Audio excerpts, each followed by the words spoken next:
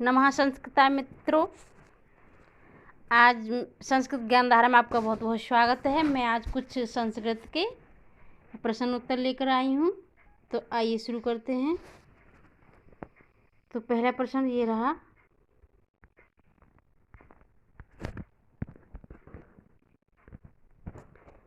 तो पहला प्रश्न है हमारा ये कि संस्कृत में कौन सा उपसर्ग है जो हमारा संस्कृत शब्द बना है, ये कौन से उपसर्ग से बना है और कौन सी धातु है। तो क्या है इसमें हमारा सम उपसर्ग होगा। कौन सी देखो, संस्कृत हमारा शब्द निष्पन्न हुआ है, सम उपसर्ग लगा है इसमें। और धातु कौन सी है दोस्तों, इसमें धातु है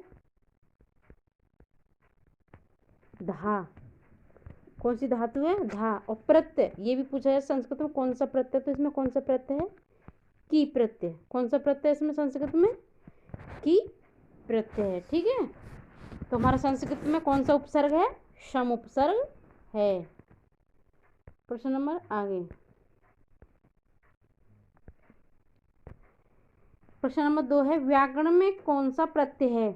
व्याकरण में कौन सा प्रत्यय है, तो व्याकरण में कौन सा प्रत्यय है, ल्यूट प्रत्यय। कौन सा प्रत्यय हमारा, ल्यूट। और देखो व्याकरण कौन सा उपसर्ग लगा है, कौन सी धातु लगी है। तो व्याकरण में देखो कौन सी उपसर्ग लगा है इसमें, एक इसमें दो उपसर्ग लगे हैं, एक तो वी उपसर्ग है, एक दूसरा है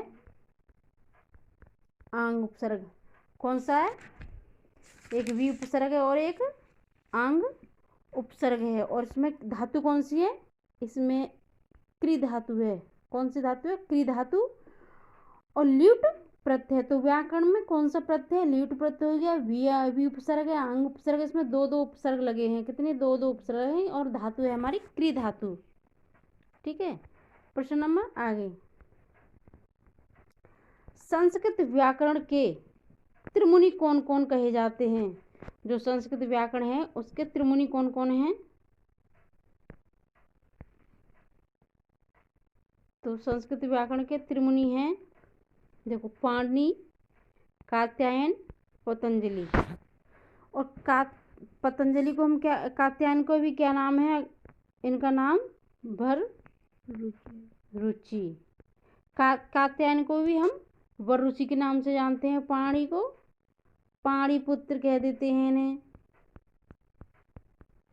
दाक्षीपुत्र, दाक्षीपुत्र क्यों कहते हैं, क्योंकि इनकी माता का नाम दाक्षी था। और इन्हें साला तुरीय भी कह देते हैं, साला तुरीय। साला तुरीय क्यों कहते हैं, क्योंकि ये सालातुर के निवासी थे, इसलिए इन्हें साला तुरीय भी कह देते हैं। ठीक है, और पतंजलि की माता का नाम था गोणका, गोणका पुत्र भी कहे जाते हैं ये। ठीक है, प्रश्न नंबर 4, संस्कृत में स्वर होते हैं, कितने होते हैं संस्कृत में स्वर। ये आम बात है, ये मतलब बहुत अच्छा क्वेश्चन है, ये आपको पता ही होगा। तो संस्कृत में स्वर कितने होते हैं, 9। अब ये तो पता है संस्कृत में 9 होते हैं और हिंदी में 13 होते हैं, लेकिन आपको ये तो पता होगी कि स्वर 9 होते हैं, लेकिन इसमें दीर्घ भी होते हैं, ह्रस्व भी होते हैं। तो कौन कौन से होते हैं, देखो, दीर्घ स्वर कौन से होते हैं हमारे, ए, ओ, आई और औ। ये हमारे कौन से स्वर होते हैं, दीर्घ।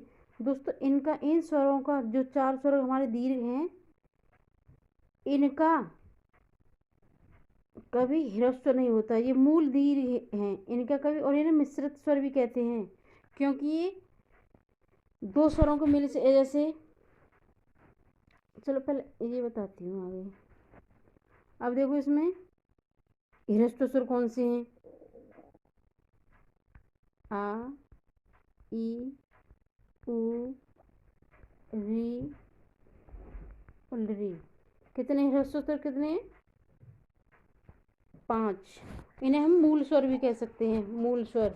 ठीक है, और इसमें लिरी जो है, लिरी स्वर जो है, इसका कभी दीर्घ नहीं होता है, ये याद रखना हमेशा।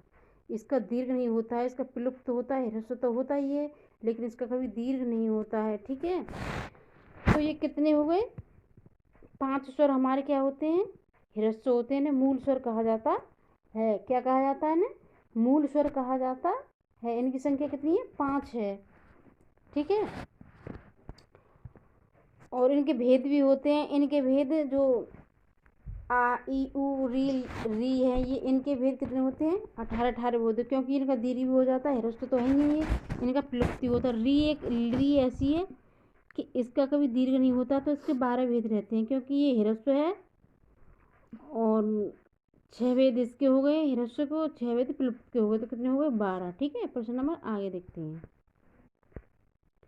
देखो ये आ गया, किस स्वर का दीर्घ नहीं होता है? तो मैंने बताया था अभी पिछले बार क्वेश्चन में कि दीर्घ री का कभी दीर्घ नहीं होता, क्योंकि यह ह्रस्व है। ठीक है।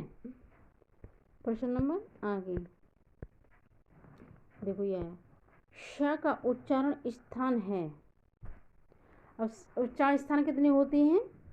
ये होते हैं 8। कितने होते हैं उच्चारण स्थान? कितने होते हैं? 8 होते हैं। तो से का कौन सा है? तो देखो अकह विसर्जनीय नाम कंठा, इसका कंठ है। ठीक है। उसका कंठ है होता है काका। जैसे ईच यशा नाम तालु, तो इसका क्या हो जाएगा? ईच यशा नाम तालु। अच्छा, इसका क्या होता है? देखो ई और य और शा और तालु से हो गया ता वर्ग। ता वर्ग के अंदर कौन से आते हैं? ता, था, दा, धा और ये ना। 5 हो गए ना। ये एक वर्ग के अंतर्गत 5 शब्द होते हैं। तो जो ईच ऐसा नाम तालु, तो मैंने पूछा है कि श का कौन सा स्थान है, तो क्या है? ये हो गया ना हमारा सी। ठीक है। तो ये तालु वाला श हो गया। ईचु यशा नाम तालु। ठीक है। प्रश्न नंबर आगे अभी आए प्रियतन। प्रियतन कितने प्रकार के होते हैं? प्रियतन 2 प्रकार के हैं। कितने प्रकार के होते हैं? 2 प्रकार के। कौन कौन से होते हैं? एक होता है आभ्यंतर और दूसरा होता है हमारा बाह्य प्रियतन। कौन सा? बाह्य प्रियतन। एक आभ्यंतर होता है और एक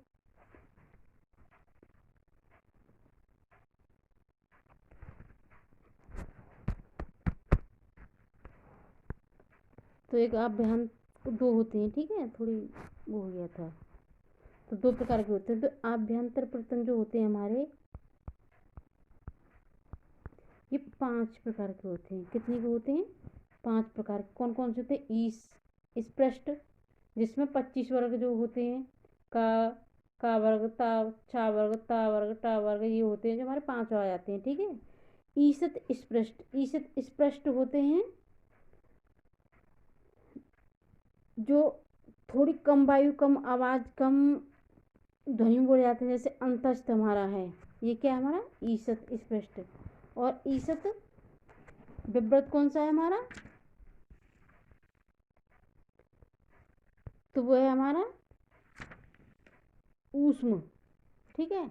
और विव्रत में संपूर्ण स्वर आ जाते हैं। और एक है संवर्त। जो संवर्त का मतलब होता है कि जो क्या हो गया इसमें?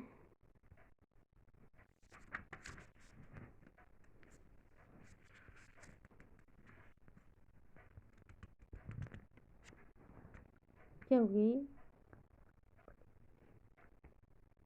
ठीक करो उसे। तो अभ्यंतर प्रयत्न कितने होते हैं? 5 होते हैं। ठीक है। और बाह्य 2 बताए था, ये बाह्य होता है।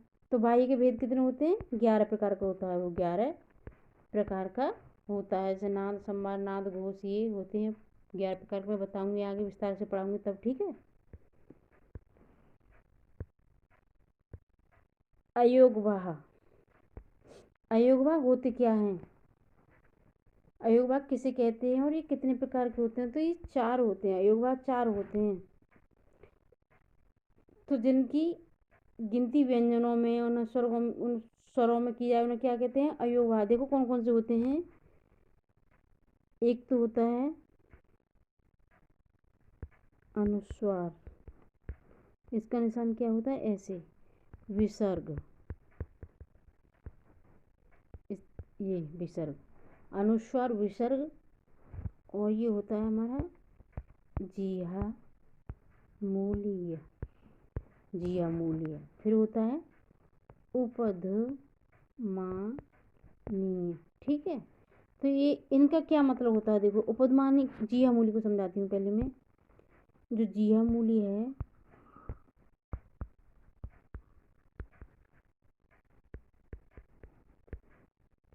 तो ये जैसे का और खा से पहले, का और खा से पहले आधा विसर्ग जैसा आ जाए, ये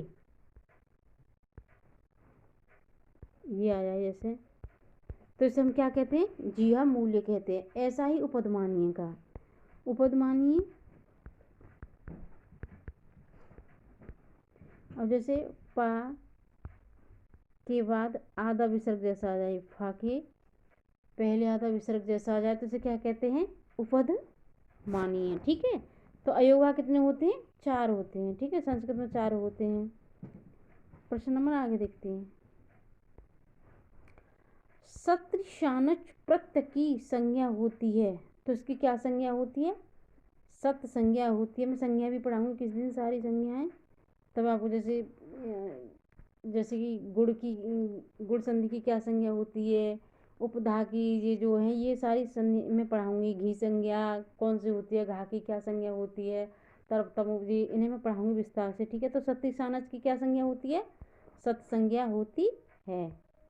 प्रश्न नंबर 10, माहेश्वर सूत्र कितने होते हैं, तो माहेश्वर सूत्र होते हैं 14, यानी कि 14। कितने होते हैं, 14। तो माहेश्वर सूत्र कितने होते हैं, 14। जो शिव के, ऐसा कहा जाता है कि जो शिव ने जो 14 बार डमरू बजाया था, उसके 14 बार डमरू बजाने से हर एक बार एक सूत्र निकला था, तो उन्होंने 14 बार बजाया। तो ये पाणिनि ने इनकी क्या की थी रचना, 14 सूत्रों की, जैसे अयोन लिरिक, अयोन अयोच हयोन हैवट लाड़ी यमगणनम, ये क्या है ये, तो ये माहेश्वर सूत्र हैं, जो पिछली वाली वीडियो में मैं पढ़ा चुकी हूँ। ठीक है, तो माहेश्वर सूत्र कितने होते हैं, 14। ठीक है,